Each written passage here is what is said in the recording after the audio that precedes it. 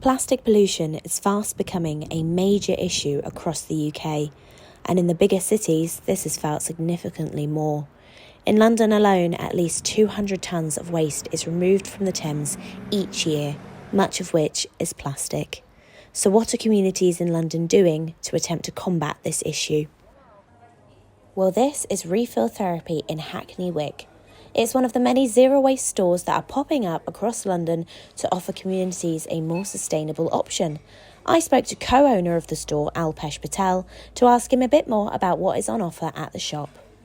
The aim of our shop, when we finally decided we would do it, was to create a place which could be a genuine alternative to a local supermarket. Somewhere where people could come and do the majority of their shopping in a sustainable way. That doesn't always mean that it's not without packaging, because we do things that are in packages. But the packaging is either compostable or recyclable, but it's not single use. So the aim was to try and create an environment that does that.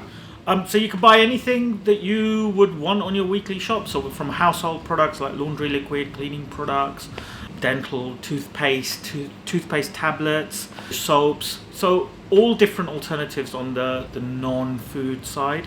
And then from a food side, we do a variety of products in gravity bins, so loose, so nuts, seeds, cereals, pastas, anything like that. But we also now have a pantry section, we have a drink section that has lots of sustainable items, and we try and source products that are local. So for example, our bread is from a bakery that's literally just on the other side of the building over there. So we just try and do as much local stuff as we possibly can.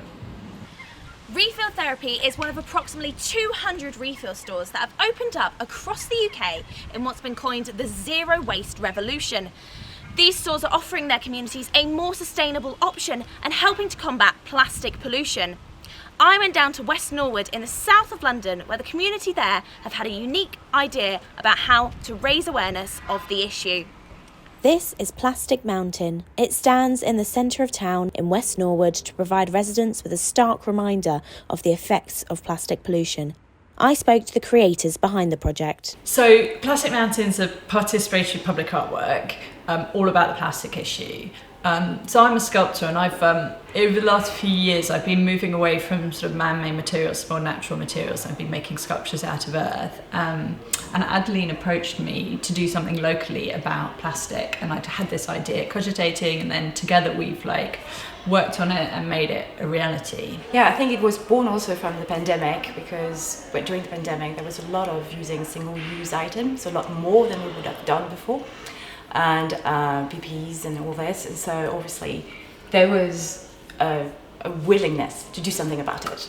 So the sculpture's about 2.5 meters high, and it's made of rammed earth. So it's soil from local gardens around the area that we compacted into a big wooden box. But the sculpture also has a metal framework inside it. And what we were doing is we were working on the pavement, and we were getting passers-by to collect litter and then attach it to the sculpture. And we had probably about 30 people, volunteers, who worked on an extended period of time helping make it as well. So then on the 6th of August, we unveiled it. So we took away the wooden box, and you could see this amazing kind of tall pyramid made of striations of earth with little bits of litter in it. And then over the summer and autumn, the earth has been slowly eroding, and now the litter's remained on the top half, sort of fluttering in the wind, and the earth has gone. So it's to show that nature has its cycles, even mountains erode, but plastic isn't part of the natural processes, and we think a lot of plastics could stick around for 1,000 years. Someone who knows a little bit more about how long plastics really could last in our environment is Associate Professor at Kingston University, Dr. Rosa Busquets. Microplastics are plastic particles. They are quite small. They are between 1 micrometer and 5 millimeters. Well, the big particles, 5 millimeters, we can see them. When they get smaller and smaller, we cannot see them. And beyond microplastics, there are nanoplastics, so even smaller. Microplastics come mainly from the degradation of plastic particles. For instance, from this jumper, the fibers, they are big, but eventually they will become microplastics and nanoplastics. If we go to our supermarkets, all our groceries are packed, even double packed. There is very little information about how microplastic particles affect humans. We are just starting to collect it.